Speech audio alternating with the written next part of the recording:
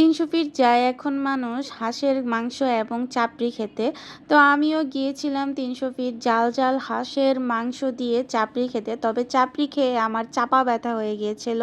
তো সেই কাহিনী আজকে আপনাদের সাথে শেয়ার করব। সো হ্যালো এভরিওয়ান, আসসালামু আলাইকুম। সবাই কেমন আছেন? আশা করছি সবাই অনেক বেশি ভালো আছেন।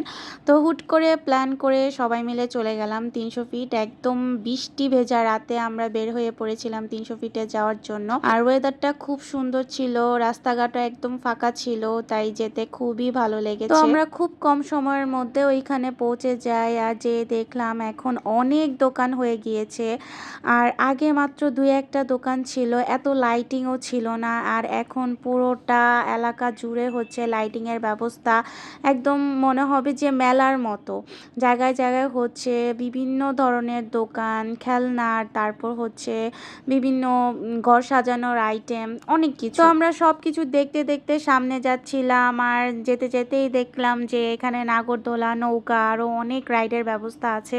তো ভাবলাম কেননা নাগরদোলা যেহেতু আছে তাহলে একটু নাগরদোলায় উঠেই নেই।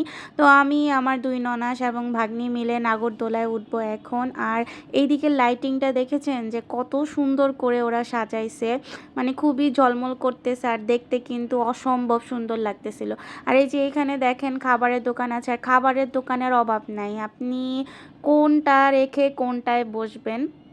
আর সবগুলো তো খাওয়া যায় না, যে কোনো একটাই খেতে হবে। তবে হাঁসের গোস্ত বলেন, চাপড়ি বলেন, ওদের ক্যাটাগরি সেমই। হ্যাঁ, ঝাল ঝাল আপনি যেরকমটা চাইবেন সেরকমই পাবেন। এই তো আমরা এখন এই রাইডে উঠবো, এই জন্য এই জায়গাটাতে চলে আসলাম। আর এইখানে অনেক রাইডই ছিল। মানুষ বেশিরভাগ এখানে এসে নৌকাতে উঠে। তারপর হচ্ছে এই যে এটা হচ্ছে সূর্যমুখী, তারপর এই যে দোলনা, অনেক কিছুই ছিল। তো আমার ইচ্ছা ছিল যে আমি নাগরদোলায় উঠবো, তো নাগরদোলায় উঠলাম আমার দুই ননাস এবং আমার ভাগ্নি। আমরা এই চারজন নাগরদোলায় উঠেছিলাম আর আমি অনেক এনজয় করেছি। নাগরদোলা আমার ছোটোবেলা থেকেই পছন্দ।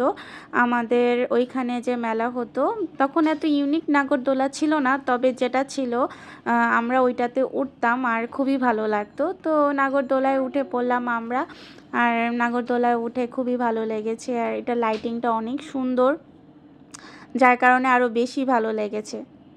দেন আমাদের সবার অনেক ক্ষুধা লেগে গিয়েছিল, মোটামুটি অনেক রাতও হয়ে গিয়েছিল তখন। তো আমরা চলে যাই সকাল সন্ধ্যা এই দোকানটাতে, আর এই দোকানটাতে অনেক ভিড় ছিল।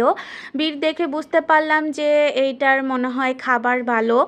তো আমি অনলাইনেও অনেকেরই রিভিউ দেখেছি, সবাই বেশিরভাগ ৩০০ ফিট গেলেই সকাল সন্ধ্যা দোকানটাতেই বসে খাওয়ার জন্য।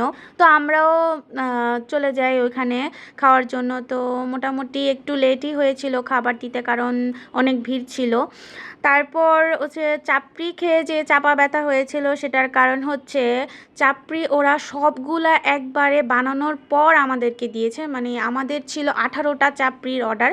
তো 18টা আমাদেরকে একবারে দেওয়া হয়েছে, মানে বানিয়ে বানিয়ে রাখার পরে একসাথে করে আমাদেরকে চাপড়িটা দেওয়া হয়েছে, যার কারণে চাপড়িটা শক্ত হয়ে গিয়েছে। আর ওটা চাবাতে গিয়েই আমার চাপাটা ব্যথা হয়ে গিয়েছিল, এই আর কি।